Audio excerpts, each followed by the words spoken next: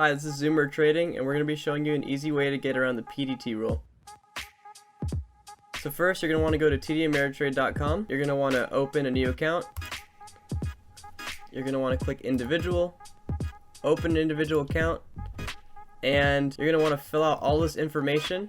And you're going to want to open up a cash account instead of a cash and margin account, and that's going to get you unlimited day trades. Okay, going over the pricing of TD Ameritrade. Trading stocks is free, but if you're trading options, it's going to cost you 65 cents per contract to open and 65 cents per contract to close. And that's how you get around the PDT rule. Although TD Ameritrade gives you unlimited trades, you're limited to the amount of money that is in your account each day.